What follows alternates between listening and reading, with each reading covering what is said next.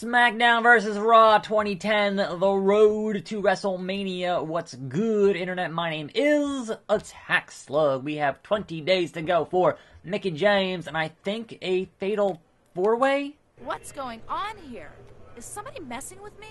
I should go out tonight and show I'm the alpha female in the WWE. I'll try to come out of the match as unharmed as possible. I think it was a fatal four-way. We shall see on this fine Wednesday on the program. Here we go.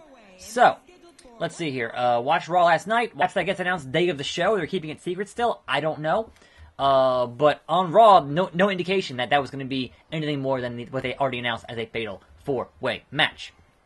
We have Paul Heyman not going to the greatest Royal Rumble, not flying over there, and considering that Paul Heyman is very, very Jewish, that is not considerably surprising.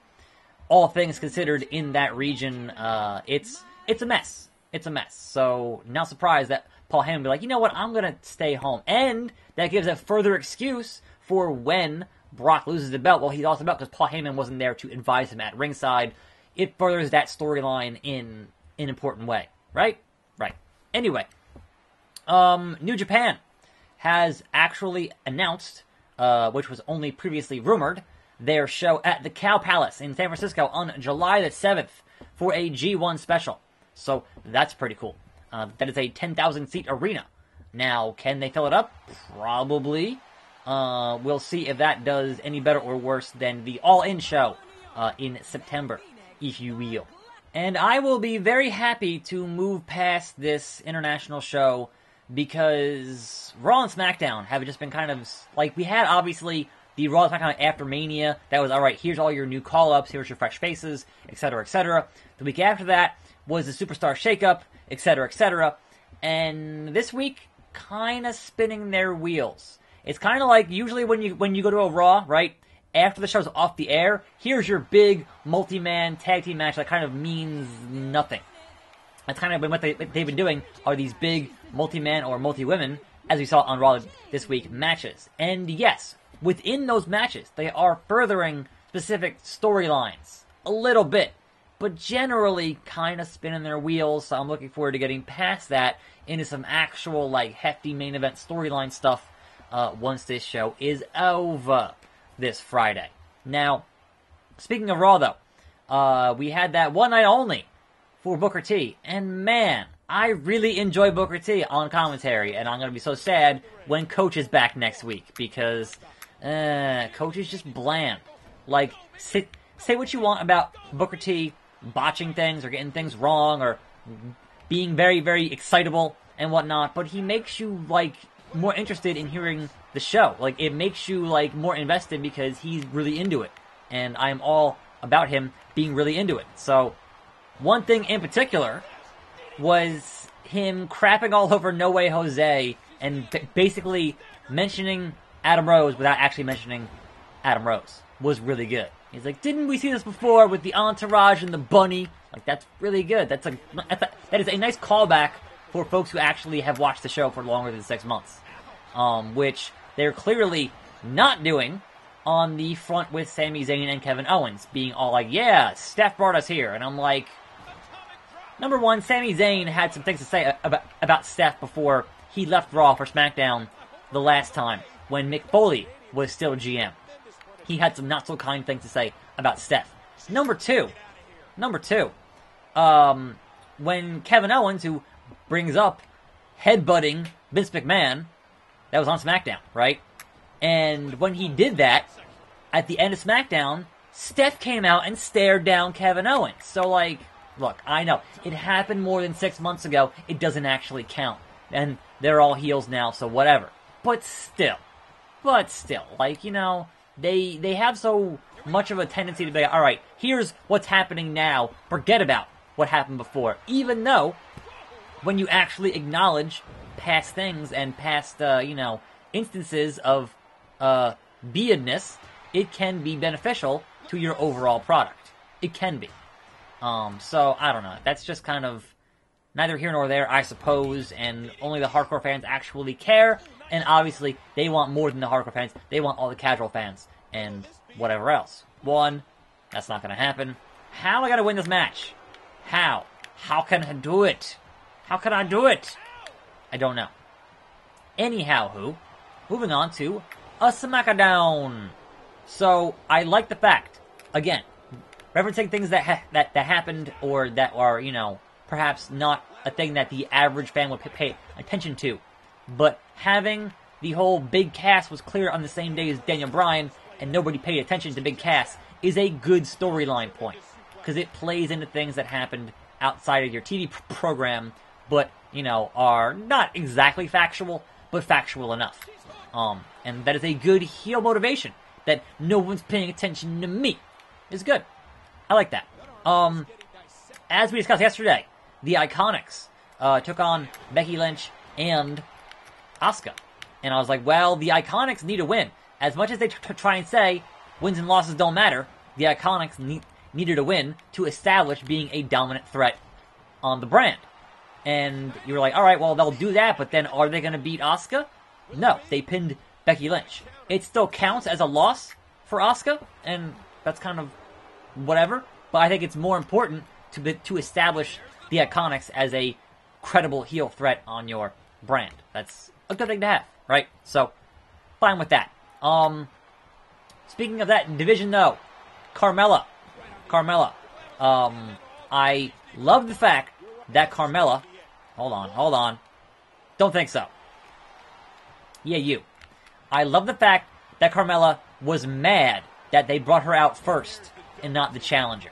Because, as I've said time and time again, whenever they do it, when you're champion, you enter last. Challenger first, champion last. That's how it's supposed to go.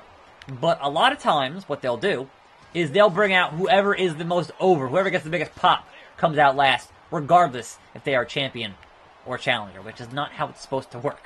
So, there is that. So, kudos to Carmella for being a student of the game and understanding how things are supposed to work in this business, if you will. Anyway, but also, her playing the video package over and over until you stand up and cheer was an awesome heel move. Because you just get madder and madder having to watch it over and over again. You're like, no, I've already seen this. And it honestly kind of plays upon the fact that WWE has a habit of just, no, Beth Phoenix, no, that's mine. I did that. No, Beth, no. No. What? Did they say he? No. Cole, it's she. 1, 2. Steals 1. Mickie James keeps piling up the wins. She's on such a roll right now. A championship, lots of wins, and a happy relationship. Mickie must be on top of the world right now, and it's great to see. Good night, everybody.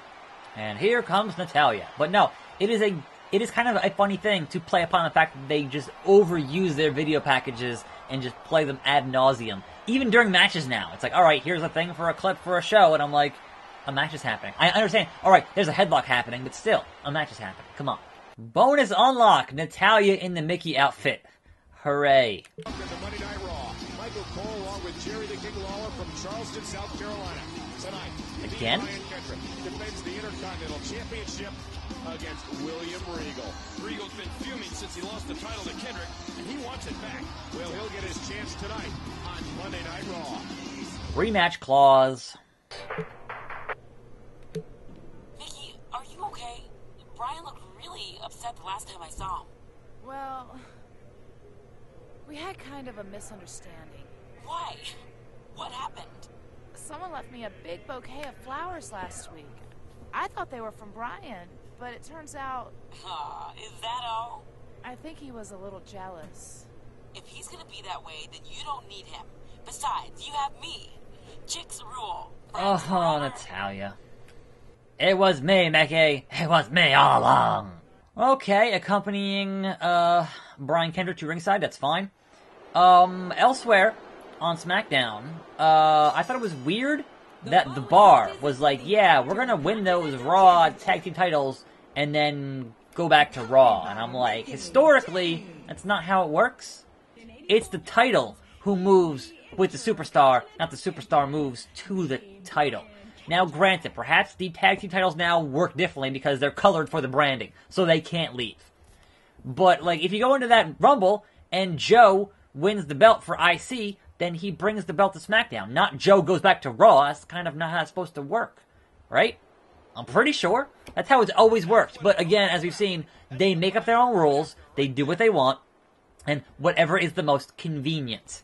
But I still think Bray and Matt will win those tag titles at the Greatest Royal Rumble. Bryan's fighting Big Cass at Backlash. So sure, fine. I'm honestly shocked they have not tried to align Big Cass and The Miz. I think that could be an interesting play to keep Miz and Bryan apart until a later date, which is a big money match at some point. Could be cool. I thought that, having the club on SmackDown, excellent and just too sweet. And obviously the big news from SmackDown was having Nakamura changing his theme music, doing the heel thing, and changing his theme because he doesn't want the fans singing along with it is just excellent heel work. Excellent heel work. If that pisses you off, then that was the intention. That's how it's supposed to go. Like, oh man, I can't believe. Like, he's a heel now. He doesn't want you cheering him and singing along with his theme music. That's how it's supposed to work. That's smart heel stuff. So, digging that a whole lot. And I enjoyed it. So, I guess that's kind of it for SmackDown, as it were. You had, 6-man tag main event. And I was glad to see the club back together. Is always fun. And, But again, these multi-man main events going forward here have just been kind of spinning your wheels toward this pay-per-view on Friday, and then we've got like 2 weeks until Backlash, so not much even a build for Backlash. It's going to be a very, very short build for that show. So I'm looking forward to things getting back to normal in some capacity. Just give me normal of a build for a pay-per-view, because it's hard to do predictions what's she doing when here? there's no build. And with a steel chair. Good God Almighty! Back of the head. She just hit Kendrick with a steel chair. The ref didn't see it. And the ref didn't see it? It didn't happen. It's only cheating if you get caught. 2, 3. Oh no, not like this. Not like this. I never want to see a title change hands that way. I still don't understand why Natalya did that. Because she's turning. That's what she does. I mean, she's a face now in real life for pretty much no reason. A button? I forgot I'm like, what's going on here? Oh, right, the A button. Run away! Run away! And William Regal, your new... Oh, no. Kendrick thinks Mickey was the one who hit him with that chair. No? As we all saw, she didn't. Go back and watch the footage, Kendrick. We're on a TV show. Go back and watch the footage. We're live from Daytona Beach, Florida for Monday Night Raw. Less than a week away from WrestleMania. Alongside Hall of Famer Jerry the King Lawler, I'm Michael Cole. There was utter turmoil in last week's Intercontinental Championship match. You said it, Michael. For some reason, Natalya disrupted the match with a steel chair. Some reason. Interference cost the Brian Kendrick the title. Will there be ramifications for Natalya tonight? We'll find out. And Kendrick should also get his automatic rematch clause, right? So, whatever. Oh no, Todd Grisham. Joining me now is Natalya. And Natalya, I think you owe the WWE Natalya? Universe an explanation for your Natalya. actions last week. Brian Kendrick has been getting in between me and Mickey, and I'm tired of it. She's my partner, my best friend. Is she going out to romantic Italian restaurants with me? No. When she receives flowers, does she think for a second that they could be from me? No. Natalya, what is wrong with you? Mickey, I'm so sorry. I just wanted what's best for us, what's best for you. You know I'd never do anything to hurt you. I care about you so much. Let's just hug it out, okay? All right, Bailey. Let's just hug it out. A button. No. Slap. You were supposed to be my best friend. How dare you? You're hurting me, Dave. You're hurting me. Yeah. Shades of Mysterio and Batista. Oh no. We have a fight here. Backstage brawl. I thought I was done today. I thought I was done, but no. We have a backstage brawl. Now, again, I don't know how I can do her signature when I'm not in the ring, because I couldn't get it to work last time. I wasn't sure if she has an alternate signature or what the deal is there. So perhaps it won't matter, but perhaps it will. I don't know. Let's find a weapon. Ooh, a laptop. Can I go on a table? No. Can I go anywhere here? Can I do anything here? Is there anything to actually grab and use as a thing of destruction? No? Yes? No? Just, alright. Constant suplexes onto the concrete. There, signature. Now, where do I hit it? Like, alright, sure. Work the leg. That's not what I wanted to do, but fine. Where do I, like, from standing up position? Not happening. Face down? Not happening. Behind? Not happening. I don't know. I don't know.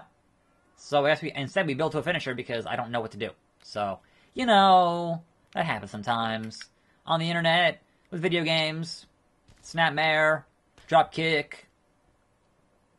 Shouldn't have done that, Natalya.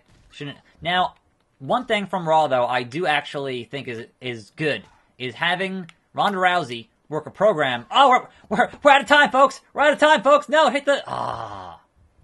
Having Ronda Rousey work with Mickey and Natalya is smart. Welcome to the grandest stage of them all, WrestleMania. I'm Michael Cole with Jerry the King Lawler, coming to you live from Houston, Texas. Michael, we have so many great matches set for tonight, but I don't think any of them is more personal than the match for the Women's Championship. Natalya will challenge Mickie James for the women's title. But it's not really about that, is it? Mickie wants revenge for her ruined relationship with D. Brian Kendrick. And Natalya, she just wants Mickie. Chill. Let's find out how this match came about.